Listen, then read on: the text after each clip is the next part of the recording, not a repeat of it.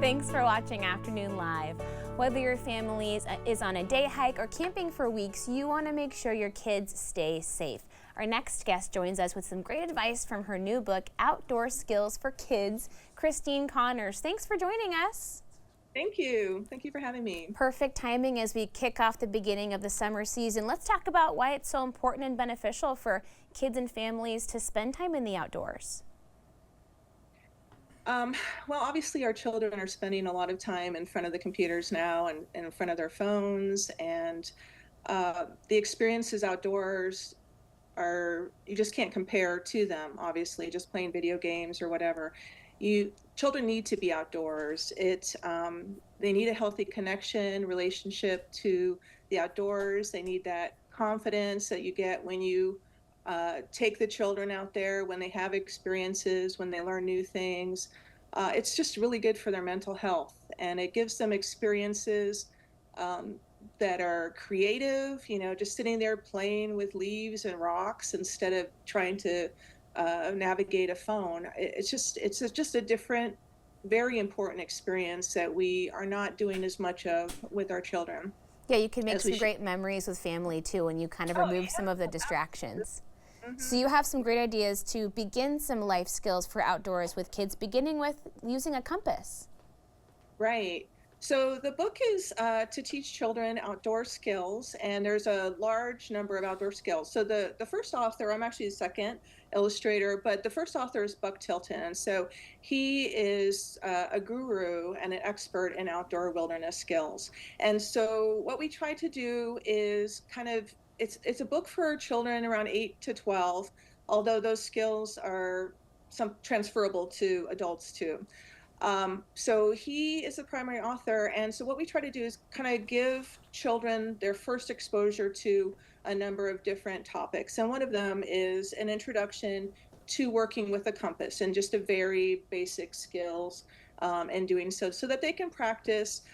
Because, for example, if you were in the Cascades, you might have trouble figuring out, where northeast, southwest was without a compass because of all the trees and the weather. So we consider this just a basic skill. It's not a deep dive, but it's just an introduction to help them again become confident, and it's just kind of fun actually to play with it. Yeah, and other things like how to build a fire, that is also a great conversation about fire safety.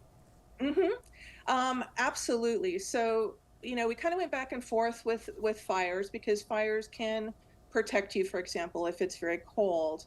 And there are very important rules for building a campfire. I think it's about 5% of fires are caused by campfire neglect. And so, yes, how you build a campfire, taking into consideration how far away you are from your tent, if you have to build one yourself, if there isn't one already there, and the debris around you, the trees above you, um, these kinds of considerations are really important. The wind, is it a windy day? Is it going to be shooting, embers into the forest? These are things that we um, we want to remind children about. Yeah, tell me about the part of the book that talks about hugging a tree and why that's so important. So hugging a tree is very important. That isn't my concept. It's actually an organization that pushes for this. And this is the idea that if children get lost, and to me, this is one of the most important ideas that children can take away.